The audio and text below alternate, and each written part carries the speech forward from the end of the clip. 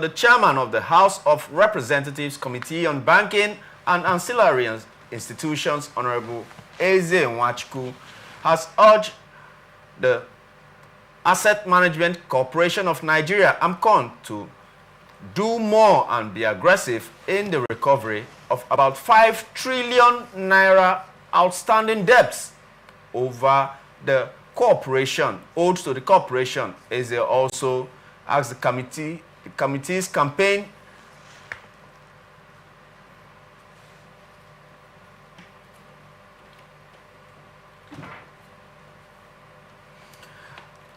for all agencies of the federal government to join AMCON's debt recovery. All right, I'll pause there. Because it's a huge sum of money. 5 trillion naira.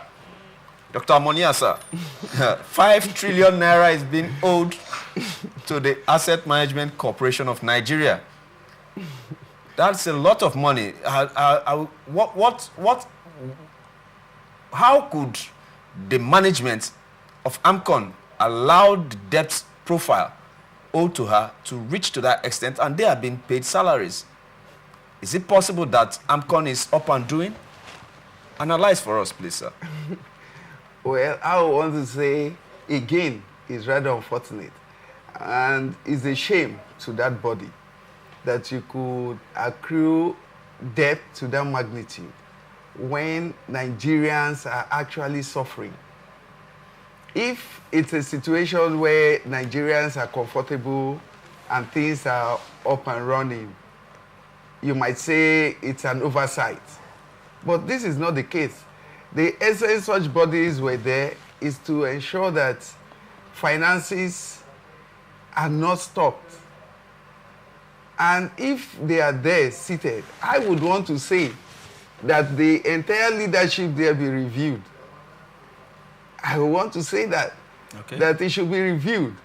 Because as a managerial scientist, I know that it's our job to run analysis on situations and then provide solution. Because I don't think there is any reason with the protests, anger, bitterness, poverty, suffering here and there, we should be thinking of that. While we're looking at that, there is also the aspect where our debts is being serviced. If the country is servicing our debts, what is happening to the organization to regulate that of the nation? Again, I would want to say that just like the situation where you'll be hearing of corruption, the system could do better by reorganizing a program. So before money or cash or transactions are being carted away to a certain magnitude, it would have been trapped before it gets to that stage. I think the system is free, too open, and that's why everybody or people might want to go in and do their biddings. It should be structured in a manner where it will be very difficult for one to take as much as 5 naira out of the system. If before you take from your cobbles to 5 naira, you should be apprehended, at least attention be drawn. It doesn't need to get to the point where it has gotten to millions, billions, and trillions before you begin to try to resolve it. Another thing that should be looked at is, I believe that there might be a lot of situations. If these persons are actually receiving salaries, it means they are being paid for doing nothing. Because if you're being paid, you should be able to show at least for what you're being paid for. So I don't think it is by any means something to be compromised or considered that such magnitude of finances is being... That means anybody can say one or two things and it will just be as if it's a debt. Some debts are bad debts. They would never be recovered. We just hope that this will not be one of such. Okay, sir. Mr. Kingsley, sir, we are seeing a situation where there are we are beginning to see agencies, ministries, and departments that are becoming unauditable. Like in the case of the NNPCL, and now we are seeing AMCON. Well, I think that the first question we should be asking really is, first and foremost, if we are talking about 5 trillion naira, this 5 trillion naira, who are the people owing this money? What did they use the money for? And I can bet you that if you look well, you will discover that majority of those who are calling for the probing or who are calling that AMCON should do more to recover these monies are the lawmakers, the political class in this country. If you go, all of us do banking. If you do salary overdraft from your bank, for instance, when your next salary is coming into that account, it will not even land, and they will cut it out. That is to show you that the banks are monitoring every bank account in this country. So how come as much as 5 trillion naira pass through bank accounts to the point that the lawmaker have now to make a case for AMCON to be able to get those money back? It's just simply a situation where people use national resources to do friendship. You work in the bank, just because you put a few millions of naira in the bank, you can just go to the bank and urge the bank to give a loan to someone you know that will not be able to pay.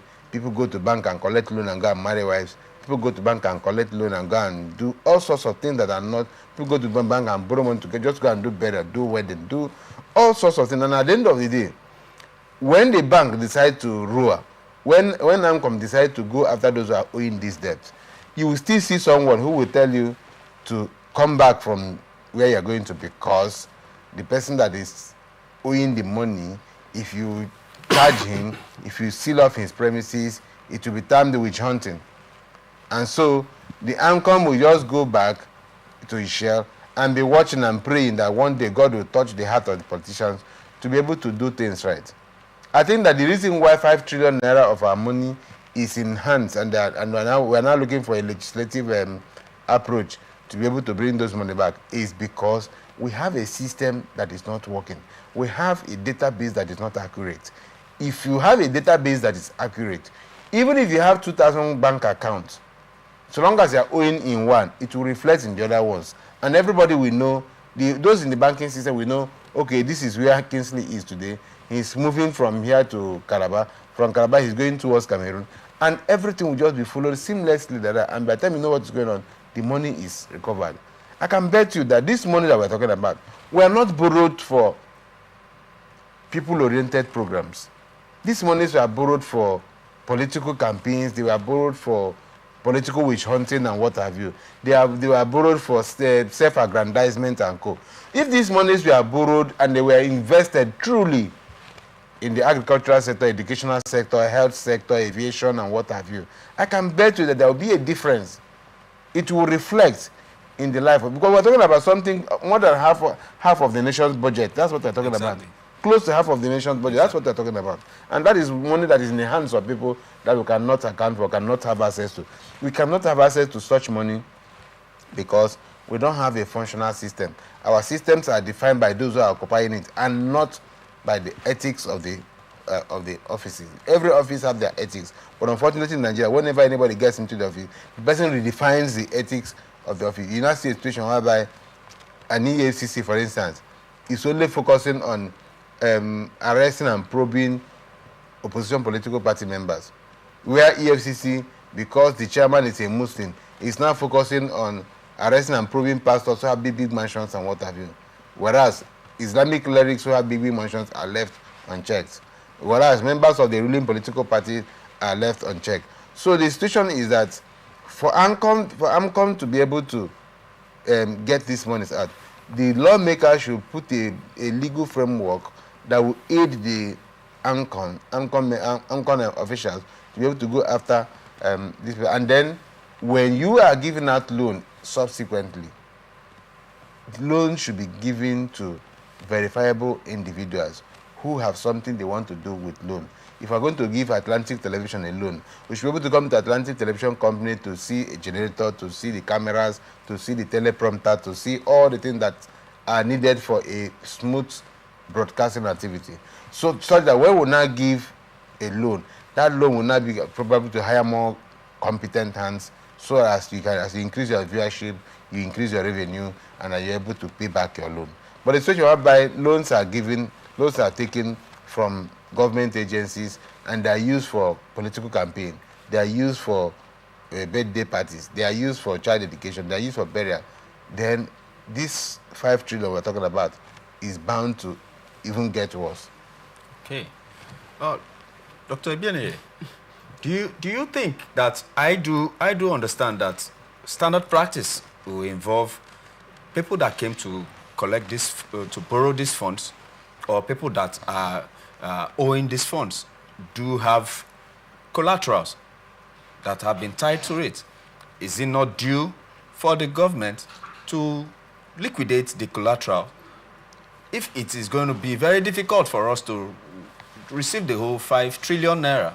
At least liquidate the collateral and enrich our commonwealth for the projects that we have to be able to impact on the generality of our populace, or any other methods or any other steps you think that can be taken for us not to lose in total of the 5 trillion naira owed to AMCON. What do you say? Well, normally it is not every loan that collateral is being attached to. You know, in fact, the government of the day has even some commodities tax, they've made it tax-free, you know. So one should be able to know the true picture by which the debts came. Are we together? If now you say these persons are owing, how come they are owing? What is the transaction? What happened? Why were this money doled to those magnitude? If they had things they mortgaged or engaged, that's what I'm saying, that the body is just there. They shouldn't have allowed such news or information, or even allowing maybe members of the House of Assembly to be looking or paving way for them. But they should rather, like I said, the country is not, there are a lot of laws that is guiding activities of both individuals and organizations. If a certain transaction is to be done, I think there are policies. But now we cannot sit down here, I cannot sit down here and begin to say, they did this, they did that. It will just be speculation, and I don't like to be part of such. Okay. I want to be certain that this is the transaction. And then if in terms of running an analysis, or maybe diagnosing what should be done, you're looking at what your samples are, and then you could be able to provide those solutions. To this end, I would want to say that the body, AMCON, should sit up and then try to make their records glaring. Because if you're dealing with people, transparency is a key word. It builds the confidence of the people. Even those that wants to invest, they will want to see how things are being done. If somebody is investing in the country and the person is hearing that up to 5 trillion is being indebted, the person would want to think otherwise. So I think that leadership first should be looked at and restructured. Okay. And then the way and manner, for whatever reason they are giving out or they are conducting their transactions, it should be obvious. If maybe they don't have things they are using to maybe as collateral or anything, because I don't think that someone would, you cannot owe the bank, for instance, to this extent, and the time has passed. You won't be talking of how to, they already know what to do. And I know of properties and all that are being confiscated and all of those things. So I think that first, the purpose or how the transaction went for such magnitude of finance to be indebted should be obvious. Because it's not good to keep Nigerians in the dark. It's not good. It's a very bad thing. And I think that is why you're seeing protests coming up and people planning and all of those things. Because they are not aware. You just hit them by surprise. You stay at a certain corner and you just push the dice and it bounces back at them. And sometimes they will be able to absorb it. Sometimes they cannot. So the reactions of things like that I think the government should be very sensitive, knowing that this period in the life of Nigerians is a volatile time. The rates at which things are going, there should be drastic steps towards curtailing the way and manner things are done. It is, I don't also want to believe that anything Nigeria is not just politics. The essence people go to do politics, I think, is to better the life of people. You're not going there to do otherwise. If you're doing otherwise, I don't think it's politics. If you stay in an office and then you're engaged in all forms of criminality, people, that's a position of trust. For whether you say you vote or you didn't vote, the fact is that people voted. Yeah. And majority of the people that voted has amounted you to be in that office.